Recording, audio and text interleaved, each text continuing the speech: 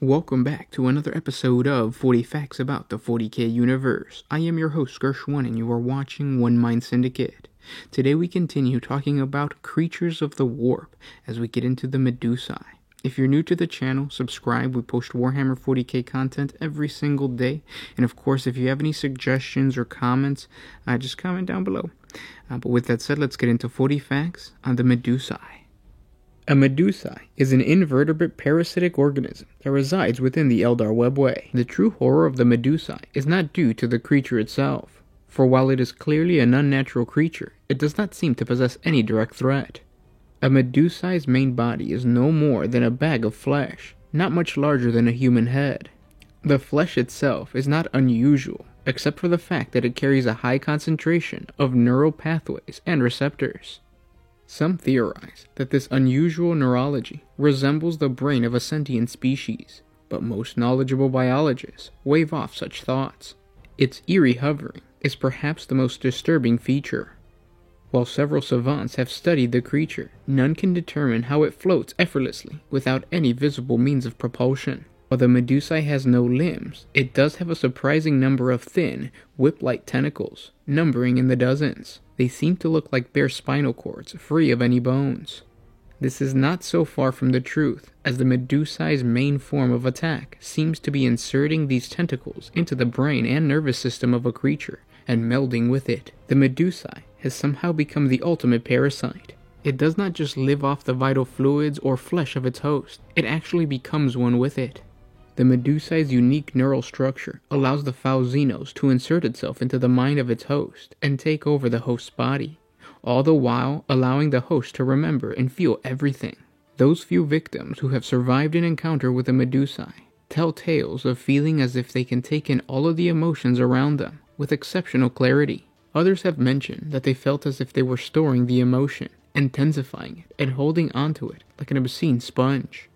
Even worse are those attempting to rescue their victimized comrades from the creature, as they are often struck senseless by overpowering waves of powerful anguish, seemingly emitting from the very eyes of those they would save.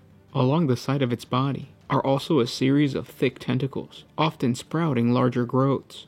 These growths form in a series of ploin-sized tubers, folding over one another like a cluster of ripe fruit. The body of the Medusae seems to have no need for these growths, and they appear to be completely extraneous to the Medusae itself. There are even reports of these growths coming off the Medusae during an attack without causing the creature any harm, like the tail of a lizard. It has been noted, however, that as the creature attacks and uses its host, these growths seem to enlarge and new tubers seem to form. Studies of these growths have been inconclusive, though this has not prevented cold traders from doing a brisk business in them. They feature in tales of sordid gatherings where the debauched and debased dare each other to actually consume these growths. Even the smallest nibble is enough to send these foolish cads into paroxysms of either agony or ecstasy, it being difficult to tell the difference in their faces. The experience is too much for even these jaded degenerates, as they collapse into coma-like states, their brains unable to process such intense emotional power. Most gossip says that none have ever recovered, but this has not stopped others from such temptations. Such is the reputation for the experience. Scholars of Xenos in the Cornus Expanse are foiled by what little information there is about these creatures, and how contradictory the reports appear to be. This has hindered efforts to pin down their homeworld, and many hold that they are not native to the Expanse. The creatures do not seem to favor any one climate, and other than their attack upon victim sentience, they do not seem to require any substance, assuming this attack is indeed needed for survival. They have been sighted in the company of Dark Eldar raiders, launched onto what appears to be slave caste beings, leaving some to believe that the creatures could be pets or even a food source for this race. These visor-slaved beings are utilized by Archons to record the roiling emotions of the battlefield. In battle, Medusae shuffle forth at their master's behest, foul parasitic flesh sacs bobbing in their wake as their visors spew nauseous anti-light that hurls foes into contrapathic comas. Some psychers have also provided accounts saying that they have encountered Medusae while in the state of a dreamlike meditation, but the very nature of these reports make them dubious at best. And those were 40 facts on the Medusae. I hope you guys enjoyed this video. Very interesting race. It's very similar to the Enslavers. There's a big difference though. The Enslavers seem to be more of a pack mentality type of race, or a race with a pack mentality, because they take control of a host and they make that host into a portal where more enslavers can come out, and then the whole cycle can continue. Whereas the Medusae seem to just latch on to a person. It doesn't necessarily say that it has to be a psychers or just a person, which is another big difference. Enslavers usually only come through psychers, and it's not until they're in the real world that they latch on to like non-psychers. But with these guys, it seems that they latch on to these guys and to their host, and they just stay there. Now, the fact that the Dark Eldar can control them, I think, has to do with the fact that the Dark Eldar, or just the Eldar in general, are a lot stronger when it comes to psychic powers, so they can probably psychically manipulate the Medusae to tell the host to do whatever they want. Which is cool. It's interesting. It seems that a lot of the warp creatures really don't do much harm. They're kind of just, they get rid of your freedom, basically. So like the Enslavers do that by turning you into a portal. The Medusae just take control of you, and then the Eldar can take control of you.